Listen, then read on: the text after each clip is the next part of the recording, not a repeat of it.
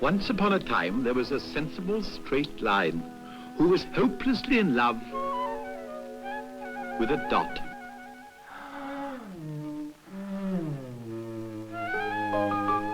You're the beginning and the end, the hub, the core and the quintessence, he told her tenderly. But the frivolous dot wasn't a bit interested, for she only had eyes for a wild and unkempt squiggle who never seemed to have anything on his mind at all.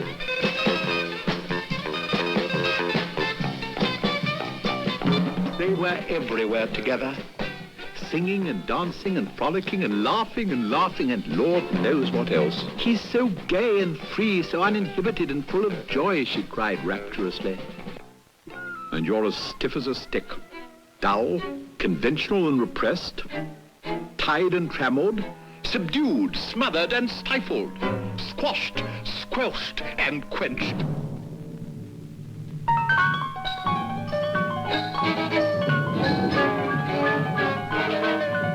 Why take chances, the line argued without much conviction. I'm dependable, steady, consistent. I know where I'm going. I've got dignity. But this was small consolation for the miserable line. Each day he grew more and more morose. He stopped eating or sleeping, and before long was completely on edge. His worried friends noticed how terribly thin and drawn he was and did their best to cheer him up. She's not good enough for you. She lacks depth. They all look alike anyway. Why don't you find a nice straight line and settle down? But he hardly heard a word they said. For anyway he looked at her, she was perfect.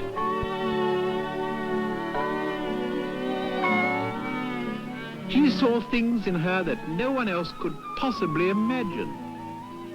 She's more beautiful than any straight line I've ever seen, he sighed wistfully. But even allowing for his feelings, this was probably stretching a point. And so he spent his time dreaming of the inconstant dot and imagining himself as the forceful figure she was sure to admire. The line as a celebrated daredevil. The line as a leader in world affairs. The line as a fearless law enforcement agent. The line as a potent force in the world of art. The line as an international sportsman.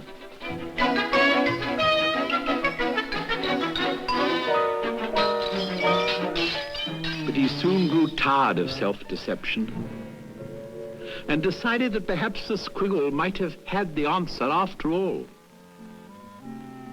I lack spontaneity.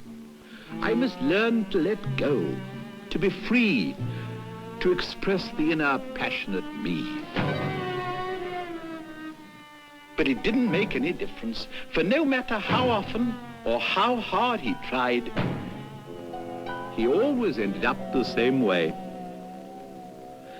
And yet he continued trying and failing and trying again until, when he had all but given up, he discovered at last that with great concentration and self-control, he was able to change direction and bend wherever he chose. So he did, and made an angle.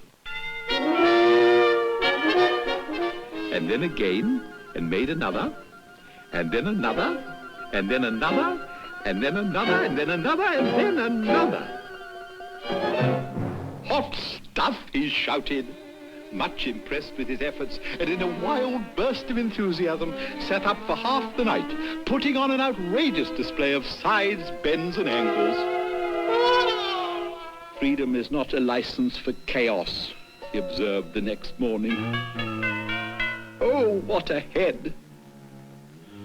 There and then he decided not to squander his talents in cheap exhibitionism. For months he practiced in secret.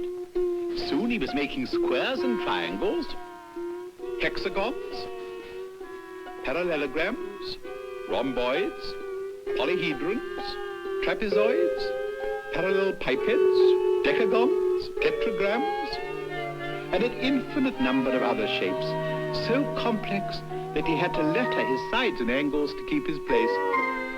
Before long, he had learned to carefully control ellipses, circles, and complex curves, and to express himself in any shape he wished. You name it, I'll play it. But all his successes meant nothing to him alone, and so off he went to seek the dot once again. Oh, you again, muttered the squiggle in a voice that sounded like bad plumbing. You don't stand a chance.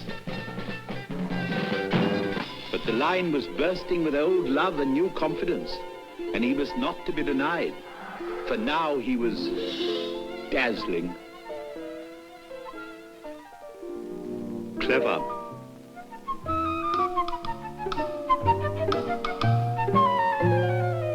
Mysterious.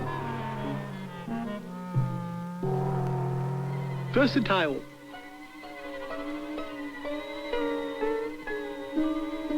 Erudite. Eloquent.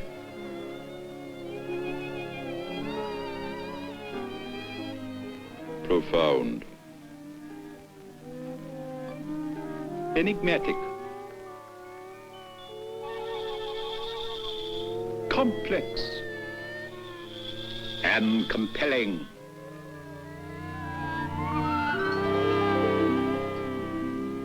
The dot was overwhelmed.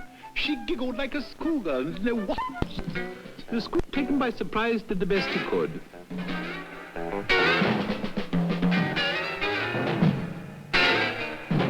Is that all? She demanded. I guess so, replied the miserable squiggle. That is, I suppose so. What I mean is I never know how it's going to turn out. Hey, have you heard the one about the two guys who... Dot wondered why she'd never noticed how hairy and coarse he was, how untidy and graceless, and how he mispronounced his L's and picked his ear. And suddenly she realized that what she thought was freedom and joy was nothing but anarchy and sloth. You are as meaningless as a melon, she said coolly. Undisciplined, unkempt and unaccountable, insignificant, indeterminate and inadvertent. Out of shape, out of order, out of place, and out of luck. With that, she turned to the line and shyly took his arm. Do the one with all the funny happily ever after. At least reasonably so.